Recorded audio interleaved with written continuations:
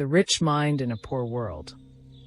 The morning sun rose over the towers of Angkor, bathing the sandstone faces of the gods in warm gold.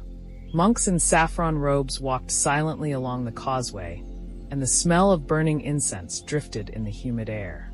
Amid the grandeur of the empire, where kings ruled vast lands and gold gleamed in every palace, there lived an old man named Sakhem. A man with no wealth to his name, yet a richness no treasure could match. Sokhem's home was a small wooden hut beside a rice field on the edge of the city. He owned no land, no oxen, and no servants. His hands were thin and cracked from years of labor. The villagers often pitied him and said, "He is a poor man destined to die unknown." But those who listened to his words and saw the light in his eyes knew that Sakhem possessed something far greater than silver or silk. He carried within him a rich mind in a poor world. Sakhem was born during the reign of King Jayavarman VII, when the Khmer Empire stood as the jewel of Asia.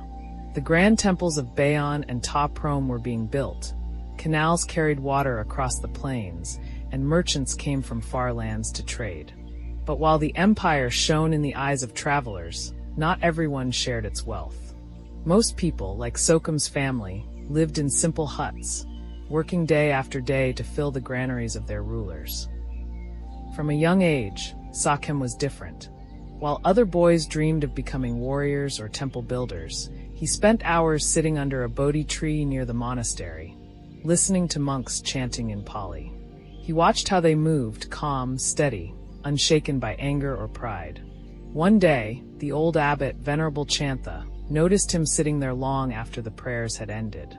"Child," the abbot said, "why do you sit alone when others play?" Sakhem bowed. "I am thinking, master. I want to understand why some men with gold look unhappy, and others with nothing still smile." The old monk smiled in return. "Then your eyes already see what most do not. The poorest man who seeks truth is richer than the king who seeks more gold." From that day, Sakhem studied at the monastery. He learned not only prayers and scriptures, but the art of thought, patience, humility, and compassion. Yet even as he grew wiser, life was never easy. When his parents died, Sakhem left the temple and worked as a field laborer to survive. He dug canals, repaired houses, and planted rice. Still, no matter how hard his days became, he never complained. He would always greet others with a gentle smile and a kind word. One afternoon, a wealthy merchant named Vanek stopped near Sokhem's hut. Seeing the old man repairing his straw roof, Vanek laughed. "Sakhem, you spend your life in dust and sweat. Look at me. I have ships of rice and oxen of gold. You should envy me." Sakhem looked up calmly. "Perhaps, master. But tell me, can you eat more than one bowl of rice a day?" "Of course not," Vanek replied, puzzled. "Then your stomach is as poor as mine," Sakhem said softly. "And when you sleep, do you not close your eyes as I do? Then our dreams are equal. Wealth outside means little if the heart inside is empty." The merchant stood silent. For the first time, his laughter died. And from that day, Vanek often came to visit Sakhem, not to mock him, but to listen. Years passed, and Sakhem became known among the villagers as the wise farmer. He owned nothing, but everyone came to him for advice. When neighbors quarreled, Sakhem brought peace. When the young lost hope, he told stories that rekindled courage. To him, a mind filled with understanding was the greatest treasure one could own. But the empire soon faced dark years. The monsoon failed for 2 seasons. Rivers shrank to cracked mud, and the rice fields turned to dust. People starved and thieves roamed the roads. Those with full granaries locked their doors, while the poor begged for a handful of grain. Sakhem had little, a jar of salted fish and a few cups of rice. Yet when hungry children came crying at his door, he gave them everything. "Why give away your last meal?" a neighbor asked in disbelief. "You'll die, old man." Sakhem smiled faintly. "If I die feeding others, I die full. But if I live while others starve, I live empty." His kindness spread. Shamed by his example, others began to share their food too. What little each family gave became enough to save the village. When the rains finally returned, people said, It was Sokem's good heart that brought the clouds back.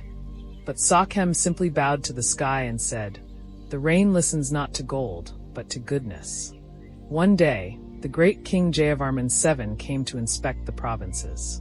The nobles gathered in fine robes to greet him, bowing low, praising his glory. Among the crowd, the king's eyes fell upon the old farmer who stood quietly at the back, hands clasped, smiling but unbowed by fear or greed. "Who is that man?" the king asked his attendants. The local governor answered, "Just a poor peasant, your majesty. He speaks as if he were a monk, but he is no one important." The king beckoned to Sakhem. "Old man," he said, "I hear you are poor.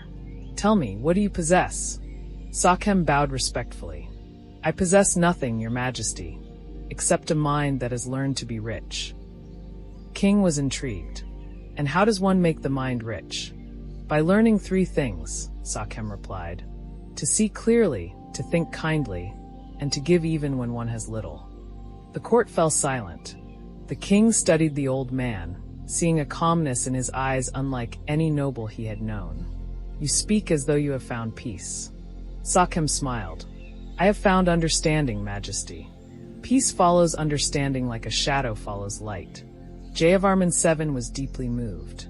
He ordered that a new granary be built in Sokem's village, free for all who suffered hunger, and he offered Sakhem gold coins as a reward. But Sakhem declined. "I thank you, my king," he said softly, "but give the gold to those who still hunger. My wealth is already here." He placed his hand over his heart. "It cannot be weighed, stolen, or spent." The king, who was himself known as a ruler of compassion, bowed his head. "You are the richest man in my kingdom, old one. May your wisdom live longer than my temples." Years drifted by like the flow of the Siam Reap River. Sakhem grew older, his back bent, his steps slow, but his spirit never faded. Every evening, children gathered under the Bodhi tree to hear his stories. He told them that gold can build temples, but wisdom builds peace. Power can rule men, but kindness rules hearts. He pointed to the shining spires of Angkor Thom in the distance and said, "Those towers will one day crumble, but a good thought will live forever." As he aged, his granddaughter Dara became his closest companion. She would bring him water, listen to his words, and write them on palm leaves so they would not be lost.